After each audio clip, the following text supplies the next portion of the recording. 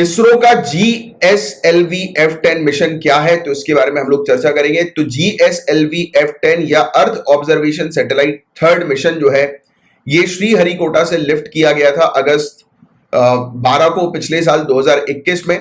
और ये मिशन जो है वो फेल हो गया था क्योंकि मतलब परफॉर्मेंस में डेविएशन हम लोग को देखने को मिला था, कुछ गड़बड़ी हो गई थी, स्पेशली इसके क्रायोजेनिक अपर स्टेज में लॉन्च व्हीकल के। और ये national level failure analysis committee जो है वो बैठाई गई थी ये चेक करने के लिए कि गड़बड़ी जो है वो किन चीजों को लेकर हुई। तो यही चीज सामने आई है कि अपर स्टेज जो क्रायोजेनिक अपर स्टेज जो हम लोग को देखने को मिलता है लॉन्च व्हीकल का, तो उसमें कुछ गड़बड़ी हो गई थी, टेक्निकल एरर्स हम लोग को देखने को मिले थे। और GSLV F10 जो है वो इसरो की 8वीं फ्लाइट थी, जिसके अंदर इंडिजीनियस क्रायो या क्रायोजेनिक इंजन हम लोग को देखने को मिला था कि लगाया गया था। और 14वीं फ्लाइट 14th फ्लाइट थी GSLV की, और 79th लॉन्च था श्रीहरिकोटा से।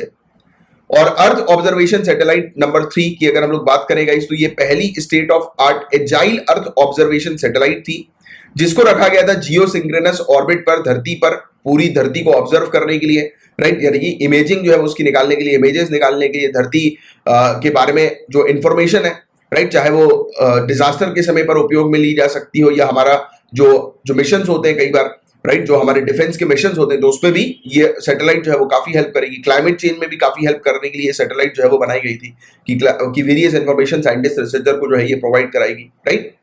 तो ये रियल टाइम इमेजिंग प्रोवाइड कराने का काम था इसका, इस पर्टिकुलर सैटेलाइट का।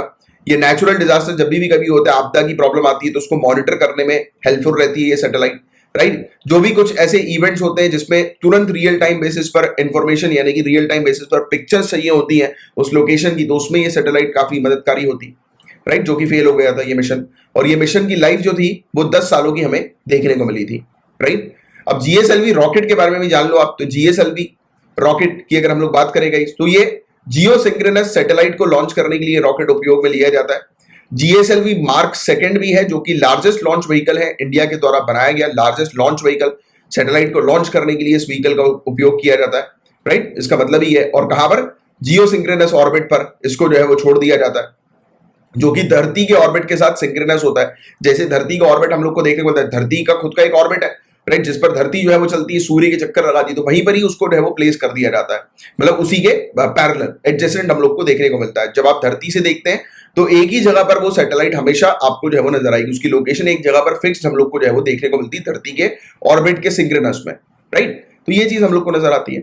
और सैटेलाइट जो है इसका वेट GSLV का, मतलब जो ये लॉन्च करती है, तो इस प्रकार की सैटेलाइट जो है ये 2500 किलोग्राम तक की सैटेलाइट ले जा सकती है। First launch into transfer orbit, तो पहले ये ट्रांसफर ऑर्बिट में जो है वो लॉन्च करती है, और धरती से 170 किलोमीटर के डिस्टेंस से लेकर 35,975 किलोमीटर के डिस्टेंस तक जो है ये सैटेलाइट को प्लेस कर सकती है, राइट, इतनी हाइट पर जियो सिंक्रोनस ऑर्बिट के। तो ये सिंपल सी चीज है जिसके बारे में एक आपको आइडिया होना चाहिए। बाकी PSLV GSLV के बीच में डिफरेंस अपन कई बार जो है वो डिस्कस कर चुके हैं।